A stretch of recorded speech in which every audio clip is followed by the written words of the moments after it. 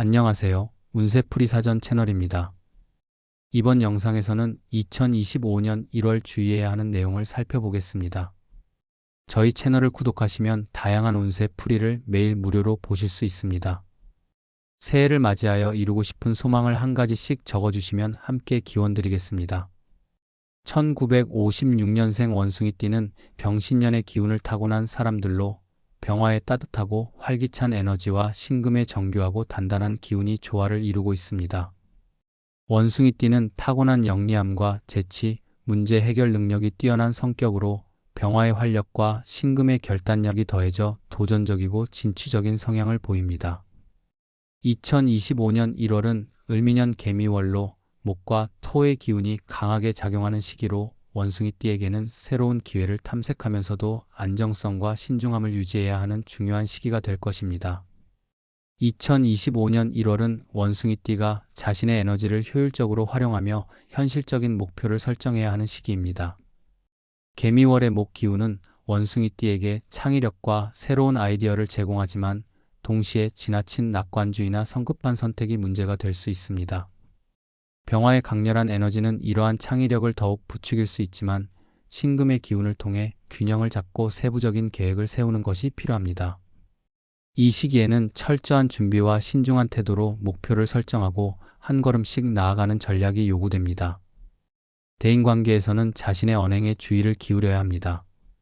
원숭이띠는 타고난 언변과 설득력으로 주변 사람들과의 관계를 원만하게 유지하지만 2025년 1월에는 자신의 의사를 지나치게 강하게 표현하거나 상대방의 감정을 고려하지 않는 태도가 갈등을 초래할 수 있습니다.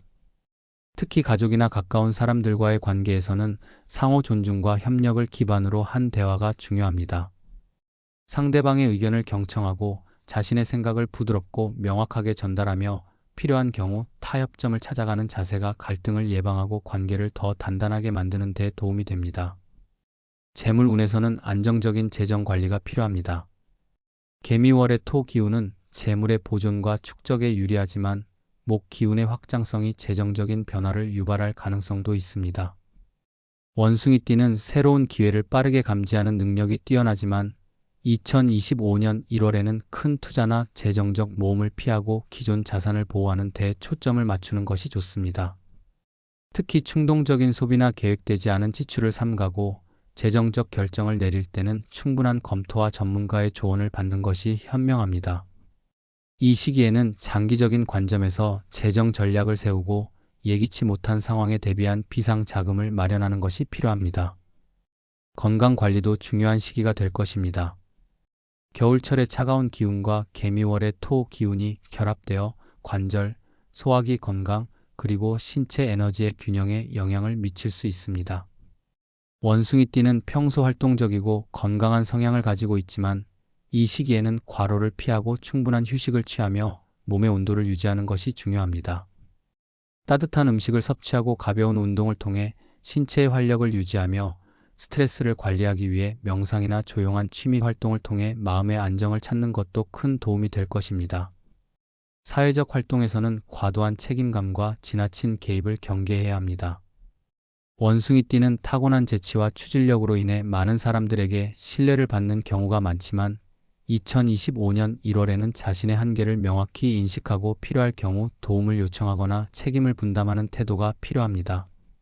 모든 일을 혼자 해결하려는 태도는 스트레스를 가중시키고 건강에도 부정적인 영향을 미칠 수 있으니 주변 사람들과의 협력을 통해 업무를 효율적으로 분담하는 것이 중요합니다.